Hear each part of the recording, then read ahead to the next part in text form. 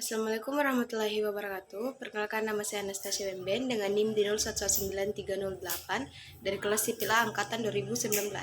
Di sini saya ingin menjelaskan sedikit mengenai tugas lapangan peninjauan bangunan bendung. Langsung saja, ini merupakan sketsa yang kami dapat pada saat kami melaksanakan survei lapangan atau kuliah lapangan. Saya jelaskan sedikit mengenai bendungan yang kami kunjungi itu, yaitu Bendungan Seka-Seka.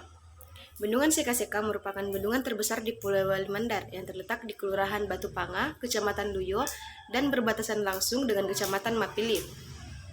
Bendungan yang membendung aliran Sungai Maloso atau Mapili ini mulai dibangun pada tanggal 28 Desember 1996 dan diresmikan oleh Presiden Megawati Soekarno Putri pada tanggal 28 Juli 2001.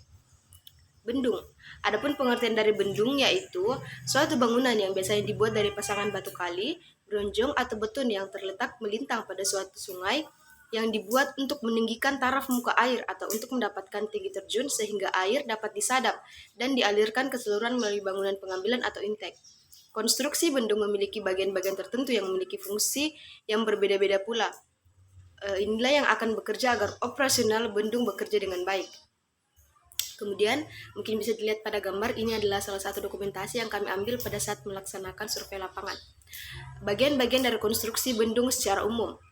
Ada 5 bagian. Yang pertama itu tubuh bendung. Tubuh bendung merupakan struktur utama yang berfungsi untuk membendung laju air sungai dan menaikkan tinggi muka air sungai dari elevasi awal. Yang kedua, pintu air. Pintu air berfungsi untuk mengatur, membuka dan menutup aliran air di saluran.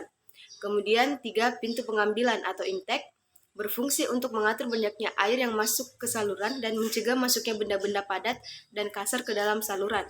Kemudian yang keempat, kolam peredam energi. Diciptakan untuk menurunkan kekuatan aliran air agar berpotensi gerusan setempat dan meminimalisir.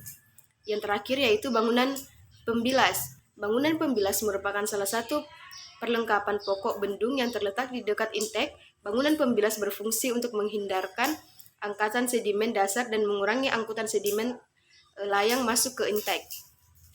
Kemudian dari 5 bagian-bagian konstruksi bendung, di sini saya akan menjelaskan salah satunya yaitu bangunan pengambil atau intake. Bangunan pengambil adalah sebuah bangunan yang berupa pintu air yang merupakan suatu komponen pada bendung yang berfungsi untuk mengeluarkan air dari sungai dalam jumlah yang diinginkan. Bendungan ini biasanya dilengkapi dengan penghalang sampah agar sampah tidak masuk ke dalam aliran air. Bangunan ini biasanya berada di tepi sungai dan merupakan satu kesatuan dengan bangunan pembilas. Mungkin dokumentasinya dapat dilihat pada gambar berikut. Kemudian, perencanaan bangunan pengambilan meliputi debit pengambilan serta dimensi lebar dan tinggi bukaan pintu pengambilan.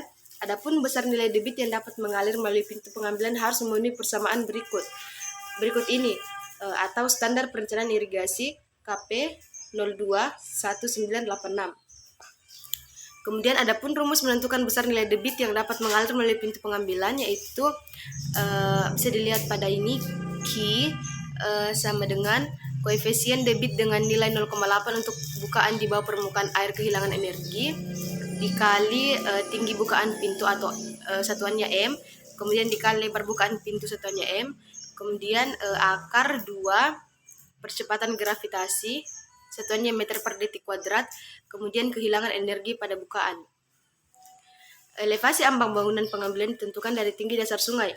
Tinggi ambang atau P direncanakan di atas dasar sungai dengan ketentuan sebagai berikut.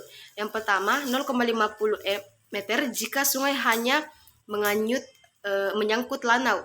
Kemudian 0,50 meter sampai 1,00 meter jika sungai juga menyangkut pasir dan kerikil. Kemudian 0 meter sampai 1,50 meter jika sungai juga menyangkut batu-batu bongkah. Hal tersebut dimaksudkan agar sedimen-sedimen tidak ikut terbawa ke dalam saluran pengambil. Ini contoh gambar dari pintu pengambil. Itulah tadi yang dapat saya jelaskan mengenai pintu pengambil atau intake. Kurang dan lebihnya mohon dimaafkan.